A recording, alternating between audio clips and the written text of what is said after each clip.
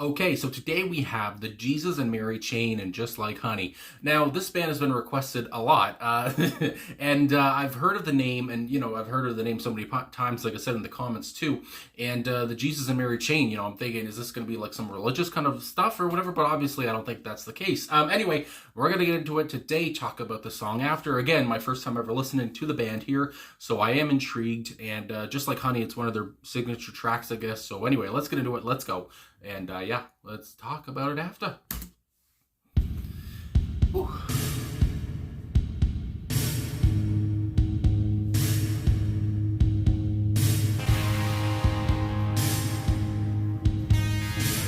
For the hair.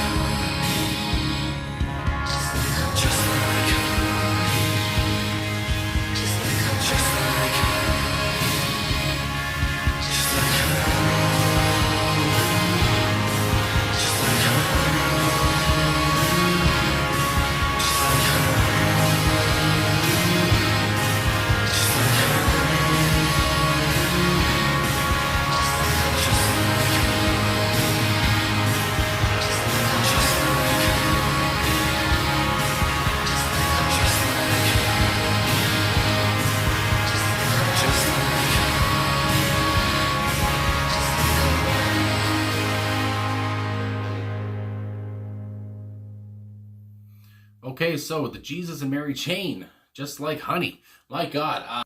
So I gotta say, I mean, this band with the distorted guitars, distorted shimmering guitars, I mean, that's what really came to mind off the top. The prominent bass lines here we'll get to the personnel in a minute, but I guess I'll just talk about the stuff first. Anyway, the prominent bass lines, obviously the drum beat, which coming into this, I did see that apparently they took the drum beat from the Ronettes' Be My Baby. So I have to admit that I saw that and I was like, I was going to listen for that throughout the song. And obviously you could hear it in the song too. But I love how they incorporated a drum beat from a 50s song. And they, like I said, they took that and put it in this song from 1985. I want to say this was in. But also they had like a psychedelic feel to this. There was a psychedelic sunshine feel to it. Because again, we're talking about just the title, obviously, with, Just Like Honey.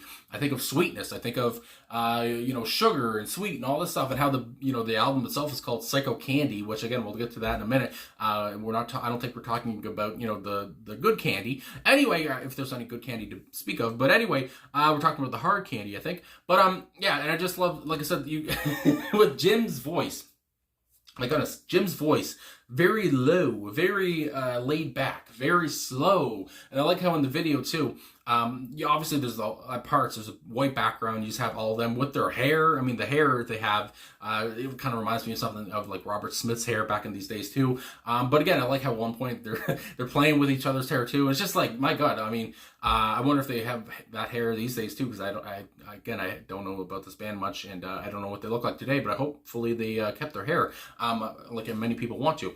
Anyway, yeah, but anyway, like I was gonna say, just what a captivating video again, and I just can't get over Jim's, just like I said, almost raspiness to it. There's almost a raspiness to his voice, I want to say, and like I said, just so slowed down and just so, dazed and confused. He sounded almost, maybe not confused, but he just sounded like he was in a daze. And honestly, the song, it sounds like it could come out today. I mean, that's really, there's like a new sound to it. You could hear, but again, you could hear their influences. Because again, coming into this band, I see that they were influenced by bands like the Velvet Underground. They're influenced by the psychedelic era. And again, they took something from the Ronettes. I just love when you can hear a band's influences and a band's inspirations and how they can incorporate that into a song. Because of course, every band, every artist has to be influenced by somebody. They have to be, they have a favorite artist themselves. And, and then maybe that's why they pick up a guitar or whatever. And, I just love when a band takes that and, takes their influences and, incorporates that into their own music. And anyway, that's just something I love to hear, and something that was very present in the song. But I did want to also say, finding out here, apparently William wanted the song to be much faster, but apparently his brother Jim said, no, let's bring it down. And it goes on to say William apparently agreed to this. Also, this is from theguardian.com, but it was just interesting to see, because I do wonder, what would this sound like sped up or whatever, but it did sound so chill, so chill and so laid back, like I said, in this, at this speed, as a slowed down song. Again, it's such a great kind of, something you could put on in the background, whatever, just chill out to, just vibe to, as they say. Anyway, and also, I don't know too much about the band, about the brothers here, but it does say here, as just a last sentence, whether they agreed on anything, again, is a moot point. So again, it sounds like the brothers didn't get along too much, and that seems to be a common theme among brothers or sisters or whatever, people in the same band. At the end of it, it seems like they don't like each other too much. I think of Oasis, I think of the Kinks, obviously, other bands with siblings, and where at the end of it, it's not a surprise when they don't like each other. But anyway, so that's just a fun point too. But going on, I guess I've said everything I really wanted to say about the instruments, but also, I do want to point out the personnel again, because you got to give everyone their due. Jim Reid, of course, on vocals, William Reid on guitar, and again, I can't get over you talk about their hair, being fuzzy and stuff. I mean, that guitar was just fuzzy and distorted, and again, almost sounded like something out of the 60s, and I just love that. Douglas Hart on bass guitar, and again, he was very prominent too. Every note that these guys played seemed so bold, and maybe it's just because Jim's voice was so low, that everything else seemed heightened, but that's just really what came across too. And Bobby Gillespie on drums, and again, playing that Ronettes kind of drum beat, he did a very good job, and I love how they made that kind of into an indie kind of sound, indie rock sound. So anyway, going on to these lyrics, there is an about here on genius.com. Sometimes I like to read that stuff. It goes on, Just Like Honey is the third single released from the Jesus and Mary Chain's debut album, Psycho Candy. The song is a shining example of the band's mixture of the 60s pop and loud, dissonant feedback. So, I mean, right there, that's what I'm talking about. I said about they're really like a Canadian. Anyway, the drum beat was famously borrowed from the classic Ronettes song, Be My Baby. It says this beat would also be used on another track on the album later on. So obviously they like that. They like that drum beat, and why not? But then I do want to, go up here and get to these lyrics. And again, there's not too many lyrics. I mean, the song was only 3 minutes long. So listen to the girl as she takes on half the world. And I love that part there. You talk about half the world, not the whole world or just the world, half the world. I mean, my goodness, we're not trying to take on too much here. Moving on, moving up and so alive in her honey dripping beehive. Very descriptive there. I talk about, honey dripping. If you've ever, squeezed honey or whatever, I mean, goddamn, it drips a lot. And again, beehive, I think about the hairdos of the, the 50s and stuff, but also I think about sexual innuendos here. All this stuff is coming to my head. It's so good, so good. It's so good, so good. But I do want to say, I guess I'll say it now. I guess actually the song is about cocaine. Because again, I'm coming into this, I see that this band has talked about cocaine on this album a few other times. And, I found out that, reading or whatever before coming into this, that this song is apparently about cocaine. And again, I just love, I like to know what thing, the real stuff, whatever. I'd like to know stuff, whatever, about the song and know what I'm talking about. So apparently, we're talking about cocaine here, and as somebody who doesn't know much again about this band or what these guys went through, I don't know if they had an addiction to cocaine or whatever, but I assume they might have if they're talking about this. But obviously, you know, again, because I'm thinking, is this about a relationship? I mean, it is about a relationship, I guess, you know, with cocaine. Anyway, walking back to you was the hardest thing that I can do for you. And again, talking about walking back to that addiction, walking back to the cocaine, and of course, with how this album is called Psycho Candy. I mean, candy is another word for cocaine. We're talking about, you know, that hard candy. My goodness gracious. Anyway, I'll be your plastic toy. I'll be your plastic toy for you. And again, when I first heard it, I'm just thinking, like, is that sexual? I mean, my God, it is cool how they kind of made it, you know, make it's thought-provoking as hell.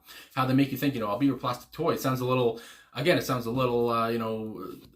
you know, sexual. I mean, my God. Anyway, but at the same time, he'll be a plastic toy for the cocaine. And again, the addiction, you know, it can eat you up, obviously. And going on, you know, talking about eating you up. Eating up the scum is the hardest thing for me to do, just like honey, just like honey. And again, kind of talking about cocaine being his honey in a way, you know, where, I mean, obviously, you know, honey is, I think, a bit better for you than cocaine. But yeah, so it's just, you know, finding that, you know, out about that. Because again, I am on songfacts.com. And that's the first line on there, you know, talking about the song. This song is about cocaine addiction. And of course, you know, it makes several references to cocaine. Again, like I was talking about those lines, walking back to you was the hardest thing to do, implying the addiction. Cocaine is described as good, it's so good. I'll be your plastic toy, again, represents the enslavement to the drug. And yeah, so obviously, it's one of the sweetest songs you'll ever hear about cocaine, I have to say. Yeah, and again, when you're addicted to that stuff, when you're addicted to any, you know, hard drug, whatever, obviously I mean, when you do it, it feels great. It feels, I mean, you feel like you're flying high, and obviously here, that's what we're really trying to talk about here. But at the same time, you know, he talks about walking back to you is the hardest thing to do. It's just like you want to stay away, but you can't. You're addicted. And I don't know, they really painted a picture here, you know, about addiction. And again, even if, you know, I like how you can also take it, though, if you don't really think about it, I guess, you can also take it, you know, like I was saying about, or, you know, failing a relationship, whatever, where almost, you know, it seems like the guy, and the, you know, he wants to stay with this person no matter what, and all this stuff comes to mind too. But at the same time, that's not really what we're talking about. Obviously, like I said, we're talking about cocaine, which is a very different step. So anyway, I just really enjoyed how, you know, they took this song, like I said, took other influences from the 60s and the 50s as well, and you can hear all of that. And I just loved, again, because I love how when people pay tribute, pay homage to that kind of stuff, and you can hear that in their music. Because again, everyone's inspired by something, and I just loved how they took that stuff, and I loved how they made the song about cocaine, and it kind of went over my head until I saw that, you know, people, you know, until I saw the site that says, you know, this is about cocaine addiction. So anyway, because again, I was thinking of a relationship, but anyway. I guess that's all I can really say. So this was a fun little song, I have to say. Again, very low and very, you know, like I said, laid back, but at the same time, it's ear candy. I mean, my God. And yeah, what more could you ask for? I mean, my God. And again, for people who, you know, have struggled with drug addiction, whatever, I mean, I don't know, but I have had, you know, family members. I feel like everyone has had a family member, you know, who's had, you know, some kind of addiction. You know that, you know what they go through, you know, you've seen it, whatever. And you talk about addiction. I feel like these guys really portrayed that very well. So anyway, you know, shout out to them. My God, and I'll have to come back to the Jesus and Mary chain at some point again. So thanks for watching. Thanks for liking, subscribing, commenting. Hopefully all that made sense. You know, sometimes I just talk and I don't know what the hell I'm saying, but I'll see when I edit this anyway. So thanks for watching again. Thanks for liking, subscribing, commenting, all that stuff. Really appreciate all the support, and have a good one wherever you are, and see ya later. Yeah.